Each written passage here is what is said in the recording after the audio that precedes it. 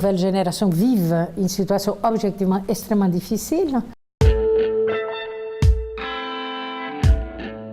Ça veut dire que c'est une sorte de génération presque sacrifiée et qui arrive donc va arriver bientôt à leur maturité et à l'insertion dans un marché professionnel dans des conditions extrêmement difficiles. Donc nous sommes dans les devoirs d'épauler et d'être plus proches et en totale absence de jugement parce que je trouve que c'est une génération généreuse, optimiste et solidaire, mais qui sont aussi prises dans des circonstances qui ne sont absolument pas faciles.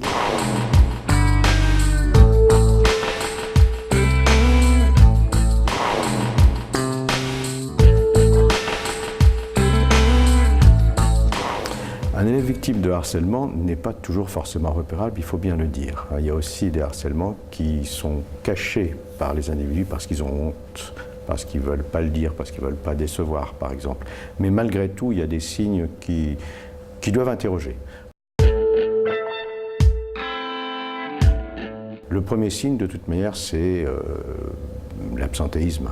C'est le refus d'aller à l'école, c'est le repli sur soi. Ça, c'est très important. Il faut se rappeler une chose, 24% des élèves absentéistes chroniques ne vont plus à l'école par peur du harcèlement. C'est la chute brutale des résultats scolaires, par exemple. C'est des maux psychosomatiques. J'ai très souvent mal au ventre, mal à la tête, et c'est comme par hasard la veille du jour où je dois retourner à l'école, des choses comme ça. Ça, ce sont des signes importants. L'isolement, bien sûr.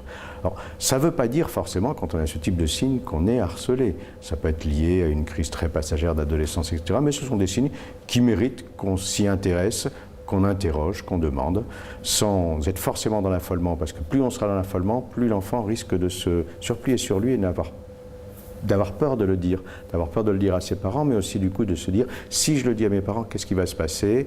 Est-ce que ce ne sera pas pire? On aura dit, je suis une balance, on aura dit des choses comme ça. Donc vraiment à la fois alerter, parler tranquillement, mais de la manière la plus rassurante possible.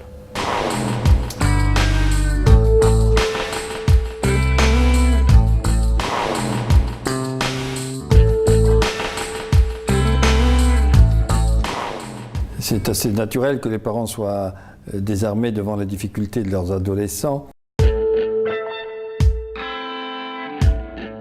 Mais je crois que ce qui est important, c'est qu'ils aient confiance en eux et qu'ils sachent qu'il y a toujours une attente, quoi qu'ils en disent, de la part de l'adolescent à l'égard de ses parents, et que c'est à eux à montrer qu'ils sont là et qu'il n'y a aucune difficulté qui soit insurmontable, et qu'ils leur montrent qu'ils croient au potentiel de leur enfant, et puis qu'ils s'ouvrent. Il ne faut surtout ne pas le laisser s'enfermer dans ces difficultés, qu'ils s'ouvrent en parlant et éventuellement s'adressant à des tiers s'ils n'y arrivent pas par eux-mêmes, mais avec ce message d'espoir.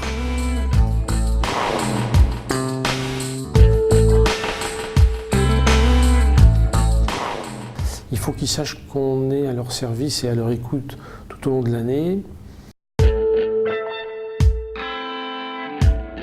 Je crois aussi que leurs encadrants, qu'ils soient autour des collèges, autour des centres médico-sociaux et de tout ce qui a trait à la vie des adolescents, se manifestent dans ces moments-là. Ils viennent se renseigner. Je pense que maintenant, c'est devenu un métier qui n'est plus isolé. On est des fois en difficulté quand on est seul devant ces problématiques.